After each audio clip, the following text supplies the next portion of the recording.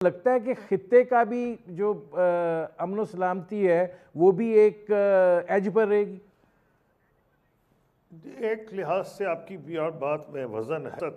पाकिस्तान का जो खतरा है कुछ और है, वो ये नहीं है। पाकिस्तान को अंदरूनी खतरा है। हम अपना हाउस इन ऑर्डर नहीं कर रहे। आपकी तवज्जो उधर होनी चाहिए। हम अपने मुल्क में क्या कर रहे हैं। इलेक्ट्रॉनिक डिवाइसेस, इंटरनेट डिवाइसेस, जितनी भी डिवाइसेस जिस पर कोई कंट्री चलता है, वो तमाम डिवाइसेस जो हैं वो जैम हो जाएंगी और वो कंट्री जो है वो कोई काम करने के लायक नहीं रहेगा। साउथ एशिया के कंट्रीज भी, इंडिया की मैं देख रही थी कई जगहों पर ऐसा पब्लिश हुआ है कि इंडिया की भी कुछ अरसा ही खबरें आती रही कि वो भी इस सिलसिले में जो है वो तैयारी कर रहा है, उसके पास भी ऐसी कोई सलाह। NBC न्यूक्लियर बायोलॉजिकल केमिकल, इसकी फौज में पढ़ाई भी होती है, इसकी फौज में तैयारी भी होती है, इसकी फौज में एक्सरसाइजेस भी होती हैं। तो मैं आपको यह कह सकता हूं बैकुंठ जी की Indian army is pretty prepared, the armed forces are pretty.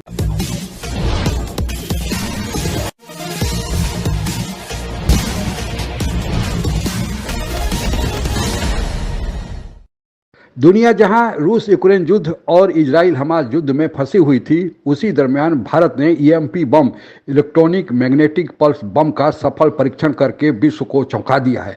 इससे न केवल चीन पाकिस्तान बल्कि अमेरिका में भी हड़कंप मच गया है कि इस बम की खासियत यह है कि अपने चारों तरफ जितने भी इलेक्ट्रॉनिक उपकरण हैं उनको निष्क्रिय करके उस देश को पंगु बना देता है। आगे की कहानी सुनते हैं। मैंने आपको पहले बताया था EMP, इलेक्ट्रोमैग्नेटिक पल्स बम। ये वो बम है कि जो हलाकतें तो नहीं करेगा लोगों की इलेक्ट्रॉनिक डिवाइसेस, इंटरनेट डिवाइसेस, जितनी भी डिवाइसेस जिस पर कोई कंट्री चलता है, वो तमाम डिवाइसेस जो हैं वो जैम हो जाएंगी और वो कंट्री जो है वो कोई काम करने के लायक नहीं रहेगा। एक बात मैं आपको ये बता ही दूं कि साउथ एशिया के कंट्रीज भी, इंडिया की मैं देख रही थी कई जगहों पर ऐसा पब्लिश हुआ है कि इंडिया की भी कुछ अरसा ही खबरें आती रही कि वो भी इस सिलसिले में जो है वो तैयारी कर रहा है, उसके पास भी ऐसी कोई सलाह। लगता है कि खित्ते का भी जो अमन सलामती है वो भी एक एज पर रहेगी। एक लिहाज से आपकी बात में वजन है। पाकिस्तान का जो खतरा है कुछ और है, वो ये नहीं है। पाकिस्तान को अंदरूनी खतरा है। हम अपना हाउस इन ऑर्डर नहीं कर रहे। आपकी तवज्जो उधर होनी चाहिए। हम अपने मुल्क में क्या कर रहे हैं। लेकिन कई दफा दुनिया आंखें बंद करती है। जब हिंदुस्तान टेररिज्म कर रहा है, जो उसने मान लिया है, तो उस किस्म का रिएक्शन नहीं दुनिया का आता कि एक बहुत बड़ी इकोनॉमिक पावर है।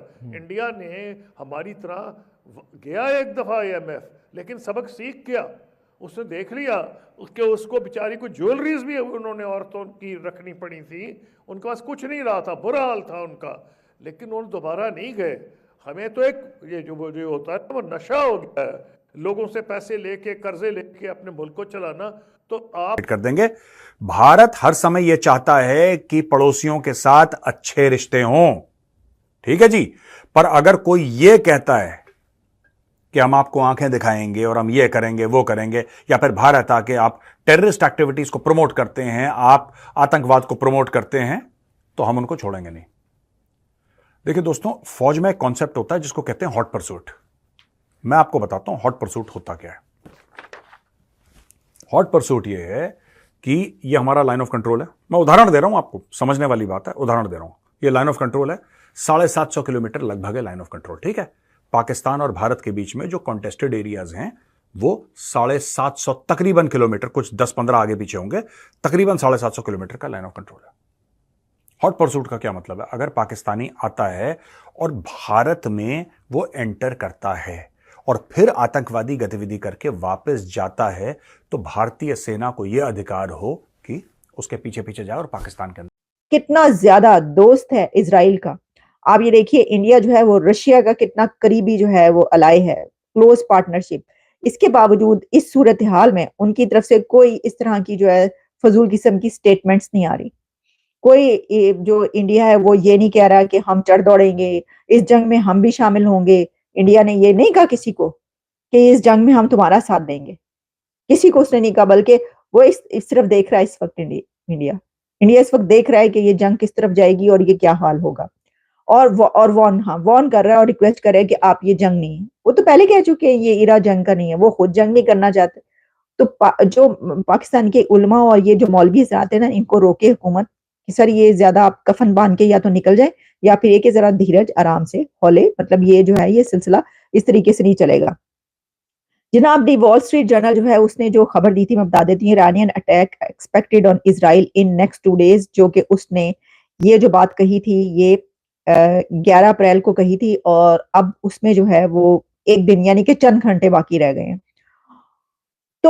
हम सब लोग जो इक़्तिदार में रहे हैं पाकिस्तान में, सिविल हो या मिलिट्री हो, हमने छोटे रास्ते ढूंढे हैं, क्योंकि हम अपने मुल्क के अंदर इंटरनल रिफॉर्म नहीं करना चाहते थे। हम चाहते थे बाहर से मदद आए, हम एक बैनुल-अक़वामी भिखारी बन गए थे, तो हम हर वो पॉलिसी अडॉप्ट करते थे जिसमें अमेरिका खुश हो जाए, फलाना खुश हो जाए, ये हो जाए।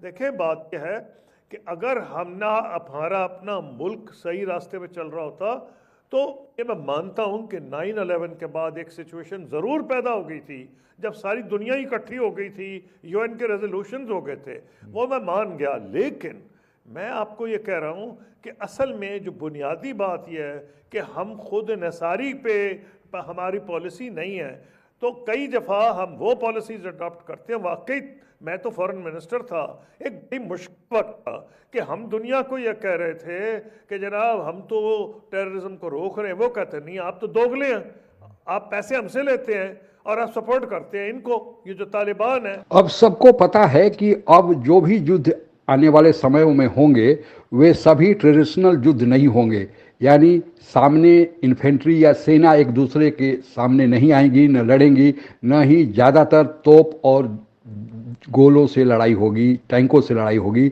बल्कि अब जो युद्ध होगा वह इलेक्ट्रॉनिक वारफेयर होगा।